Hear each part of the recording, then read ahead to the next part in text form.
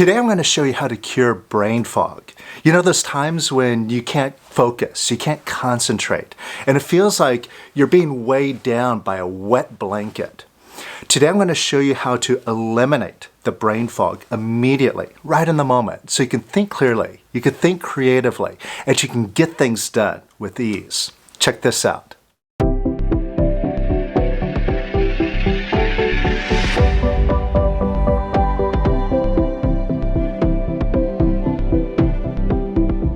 Hey, welcome to The Power of Quiet, where we show you how to master your mind so you can achieve your goals more easily and create more happiness and more abundance in your life. And if you're new to the channel, make sure to subscribe and hit the bell notification. You see, one of the things that we do that's different than other channels is we don't just talk at you, say a bunch of smart ideas that you can't put into practical use. What we do here is show you step by step how to eliminate the negative, problematic thinking so you could see things clearly, make smarter decisions, and make a real difference in your life. So if you're new, again, hit subscribe and welcome aboard. And today, what we're going to take a look at is this phenomena of brain fog. You know, this situation in which like the mind just shuts down. And this usually happens in most opportune times, like when you have a lot on your plate. You have like a big project to do, something big that you want to accomplish, and your mind's just not cooperating. You can't focus, you can't just kind of put an idea together, see it out to conclusion, and it feels like you're really fighting with your mind. Now, there's lots of situations in which we could find ourselves in this phenomenon. For me, there's two big ones that come to mind. Like, one is sometimes when I wake up in the morning, it's like this feeling of apathy. It's like this big wet blanket that's covering me over, and I know I've got a lot to do today. I've got, some big plans, but I can't focus. I don't feel like it. I don't want to get up. I just want to stay in bed. And maybe tomorrow, I might be in the mood, I might feel better and be able to do it. That's one situation. Another situation is when I just feel like overloaded with information. Like my cup runneth over. Like one area in which this happens sometimes is I take dance classes. I'm learning hip hop, urban dance, and we work on choreography sometimes. And I'm relatively new to dancing and all that, so, I'm doing my best. And we'll learn like 4 moves. And I can get like the first 4. Okay, all right, that's easy enough. Then we add 4 more onto that. And now it's getting a little bit more complicated. I'm trying to remember everything I need to do. And before I really get that down, we add 4 more on. And now I'm lost. Now I'm like turning left when I'm supposed to turn right. And I can't even do the original 4 moves anymore. I'm just shut down. Now, if we look at the causes, what causes this? Lots of people talk about, well, different things cause it. Like, well, maybe you're not getting enough sleep. Therefore, you need to sleep more, get better rest. Or maybe it's your diet and you need to eat better. Or maybe it's stress and you need to stop stressing yourself out. Now, again, like I said before, the problem with most of these people that give this advice is they just talk at you. They say, well, don't stress yourself out. Well, that's great advice, but how do I stop stressing myself out, right? Show me how to do it. Now, another problem with this is if you're in the moment, you're right there in the situation which you got brain fog, what if you need to get something done? You can't take 12 hours off to go sleep, or you can't spend like a few weeks or months to change your diet so that, you feel better that way or whatever.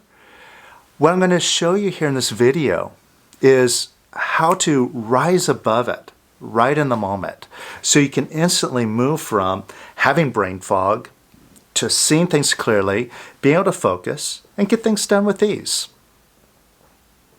Now, to get into this, what I want to show you is, first, how our relationship is with our mind. And we do have a relationship with our mind.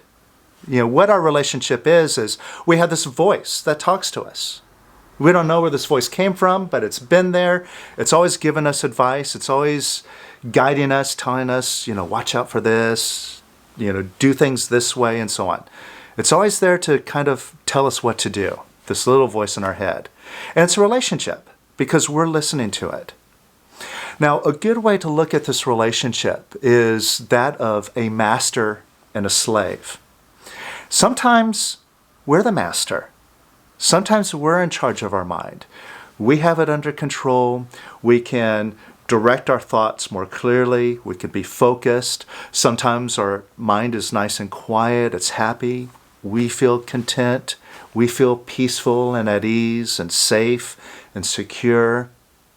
But admittedly, these times are relatively far and few between. Most of the time, the mind is the master and we're the slave. It's telling us what to do. It's telling us how we should feel. That we should feel depressed, we should feel apathetic, we should feel stressed out. And it's telling us. And we have no control over that. It's like it tells us that, and it's in charge. We're stressed out. We're in apathy. We're depressed. It's also telling us what we can or cannot do, right?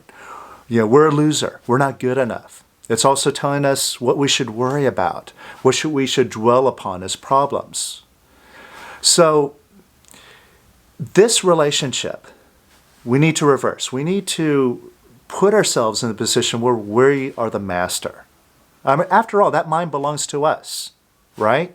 That voice in our head, it's not talking to anybody else but us, which means we're the owner. And now it's time for us to act like it. Now, I'm going to show you in a second how to start flipping the tables so you can be in charge. But I want to point out something to illustrate this master-servant relationship. This is a very good example, parallel of what's going on with our relationship with our mind. And this is from that television show called The Dog Whisperer. Have you seen that? With Cesar Millan? See, on this show, people bring their problematic dogs to Cesar. And the dog, it could be really aggressive, or it could just be wild, out of control, barking all the time, peeing on all the furniture. And they bring their dog saying, Cesar, could you please fix our dog? Now, what he does is he doesn't fix the dog. He fixes the owner. See, Cesar understands the mentality of dogs, that whoever is in the highest energy wins. In other words, whoever is the alpha is in charge. They lead the pack. And in the situation with the owner, they're not showing up, being in charge. They're being weak. They're kind of being wishy-washy with their relationship with the dog. And in the absence of them really stepping up, being courageous in their relationship with their dog, the dog says, well, if you're not in charge, I'll be in charge. And so they go acting the way that they want to act, be wild and all that stuff. And Cesar, what he does is he shows the owners how to get into a state of quiet assertiveness. I believe that's the term that he uses. He shows them how to show up, act like the owner, be courageous, be confident. And the dog, it feels that energy. And it feels like, okay, you're the master. I'll go ahead and behave now. And then the dog gets nice and quiet, and everything's in harmony. And we can do this with the mind. Now, in order to do this, what we must do is take a different approach than we normally do if we have a problem with our mind. You see, think about a situation in which you've got brain fog. Maybe you're experiencing it right now. Maybe this is why you're watching the video. Or maybe you could think of a situation in which it happens a lot. Maybe there's a certain project or certain thing that you work on that you frequently encounter this brain fog, like this feeling of resistance. I don't want to do it. I can't concentrate. This is so much effort. Let's procrastinate. Maybe you got a situation like that. All right. So think about a situation in which your mind just shuts down. You got brain fog. All right. Now notice, in this situation, there's a tendency to try to control your mind. You're trying to figure out, well, what do I do about this? You're trying to figure out, well, how do I start, concentrating? How do I focus? And the more you push your mind, it's like the more trapped you get in it, and nothing is happening. And it's like if you have a problematic dog, like the dog's barking, and you try to push against the dog, like you try to shout at the dog, hey, shut up, shut up, shut up, dog, shut up. What's going to happen? Is that going to make the dog go quiet by yelling at it? No, it's just going to bark even louder at you, right?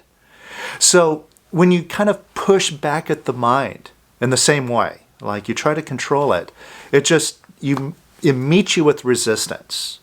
And then you're really stuck in that foggy situation, right? Isn't this the experience? So with this being the case, we need to take a different approach, all right? So again, think about a situation where you've got a foggy mind. Now notice in the situation, you want to know what to do about it. You want to know how to rise above it. You're trying to figure out how to get out of the fog. But when you're trying to figure out how to get out of it, notice what you're doing. You're asking your mind, how do I get out of it? But right now it's your mind that's a problem. It's the thing that's all jammed up, and you're asking it for a solution. Well, it's jammed up. It can't give you a solution. And then you get well, give me a solution. You try to force it more. And the more you force it, the more it says, nope, I got nothing for you. Right? So the first step here is to realize you're trying to ask it for an answer that it can't give you right now. So therefore, instead of forcing it, let's just set that aside. So first of all, can you just let go of wanting to know? I know this might sound a little bit counterintuitive, but try it out. Can you just let go of wanting to know? Could you let go of wanting to figure it out? You see, it's counterintuitive because it's like that Chinese finger trap, where you stick your fingers in and you try to pull them out, but the more you pull out, it squeezes and grips your fingers and you can't. And so the intuitive thing is, let's get out of here, but you can't, right? And so likewise, intuitively, you might be thinking, well, no, I got to find an answer. But you can't. Let's just get nice and clear. Your mind isn't giving it to you. So could you let go of wanting to know? And could you let go of wanting to know a little bit more? And could you let go of wanting to know a little bit more? And just set aside wanting to figure it out. Just set that aside for a moment. And now take a look at something else here. See if you're disapproving of yourself. Are you? Disapproving of yourself because you can't concentrate, or you don't like how you feel right now, maybe you feel heavy, unclear. And if you're disapproving of yourself, is that going to change anything? Does it help you? Does it fix a situation to beat yourself up over it? It doesn't solve anything, right? Now, who's doing that? Who's disapproving of yourself right now in this moment? You are, aren't you? Even if you think, well, my mind is telling me to do it, you're the owner of it. Who's it talking to? It's your decision. Now, if you're doing it and it's not resolving anything by beating yourself up, now it's time to make a smart decision. I'm going to be positive and love myself. Even if my mind is foggy, even if I can't get anything done right now, it doesn't help me to beat myself up. Therefore, I'm just going to love myself. I got nothing to lose, right? So that's the decision. I'm going to love myself, or I'm going to be negative and beat myself up. Now, which is the smarter decision? To love yourself, right? So right now, just catch yourself. If you're disapproving of yourself and it doesn't help you, could you let that go? Let go of disapproving of yourself now. And it's a decision, yes or no. And could you let go of disapproving of yourself a little bit more? And could you let go of disapproving of yourself a little bit more? And could you let go of disapproving of yourself a little bit more? And even more. And could you let go of disapproving of yourself even more? And even more. And notice, it's your decision now.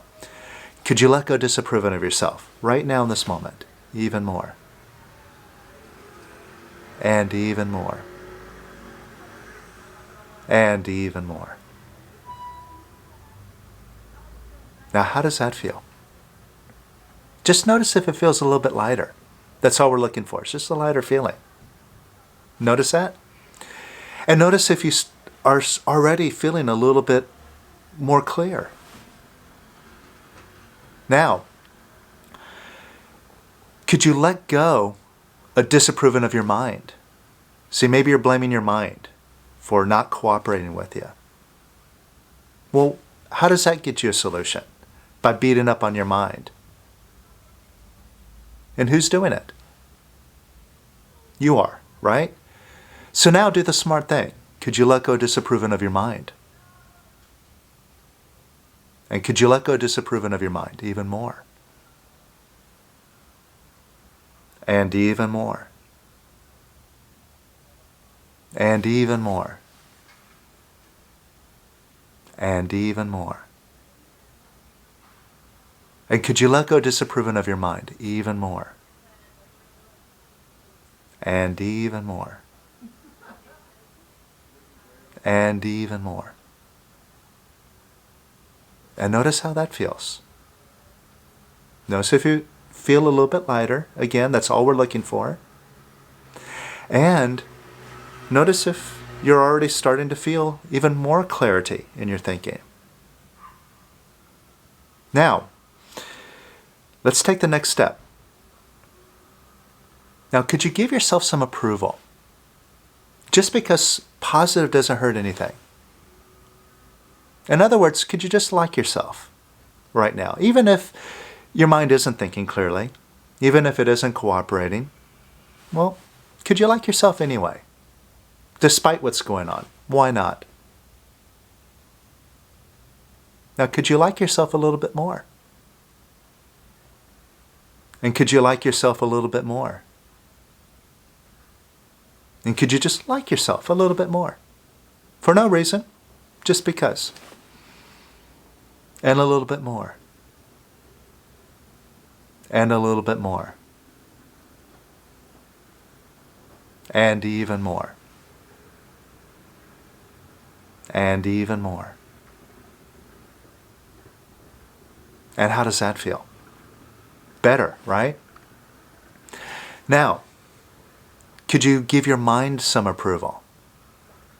Even if it's seemingly right now full of a bunch of negative garbage, right? A bunch of criticisms and judgments and I can'ts and other negativity, right? Could you like it anyway? It's just a sound in your head. Big deal. Could you give it some approval? And could you give it some more approval? And could you give it some more approval? And some more. And even more. And even more. And how does that feel? Better, right? Now again, notice if you feel more clear. if you're able to focus, and see if it's more possible to accomplish something. Maybe you were stuck on something, and see if it's more possible to accomplish it now. Notice the difference? That there's more of a sense of, I can now? And notice how you feel inside. If you feel more positive, more energized, notice that difference? And see how simple it was what you did just now to get yourself here. Just by making some smart decisions, just by showing up now and being the boss. You see, when you're beating yourself up, you are running on automatic. You're taking the advice that your mind is giving to you, saying, hey, when things aren't going your way, beat yourself up. Now, if you're doing that automatically, you're a slave. But when you stop and you ask yourself, well, how does it help me to do that? And who's doing it anyway? I am. And if that's the case, I'm going to make a different decision now. See, now you're the master. Immediately, just by making a decision. And now that you feel lighter and that you feel like it's more possible, notice what's happening in your mind. See, your mind is getting quieter. And instead of going to your mind for answers, like going to it to try to figure things out, now you're not going to your mind for answers. You're talking to something that's greater than your mind. I call it beingness. It's like the whole beingness of the universe. And in this place is all-knowingness. And you get the most inspired, creative, fresh answers that aren't even in your mind. And the only way to be open to this is to get your mind quiet enough so that these better answers can come through. And I know you've experienced this before, where you just got an idea. It's like, where'd that come from? I don't know, but it's brilliant. You see, the mind is just like a computer, like a database. It stores information. It records everything that you study, everything that you go through throughout the day. It records all that information in and stores it in as a database. And it's just like a bunch of junk. Now, real creativity, real inspired thinking happens beyond the mind. It just happens in beingness. And this is what you're starting to taste now. So practice this. Watch what happens. This will instantly, no matter how buried you might feel under the weight of your mind, just doing the simple step, let go of wanting to figure it out, let go of disapproving of yourself, give yourself approval, you can immediately move right out of that and be above all the nonsense, even like the heaviness in the body, all that stuff. So practice this and see what happens. And if you want to get really good at this and you're in Europe, you can come join me in Amsterdam. Next weekend, I'm doing a 3-day workshop called the Weekend of Awakening, which is about really discovering and experiencing your true self, who you are, who's the owner of that mind, and waking up to that, allowing that to be bigger, and seeing how the greatness that's inside of you right now can immediately create harmony and abundance and happiness in your life. So I'll leave a link up here so you can check it out. I'll also put it in the description below to this Weekend of Awakening in Amsterdam. So check it out. And if you're nearby, I look forward to seeing you. And in the meantime, keep releasing, keep practicing this, and keep quieting that mind. And you'll see just how great you are. I'll see you next time.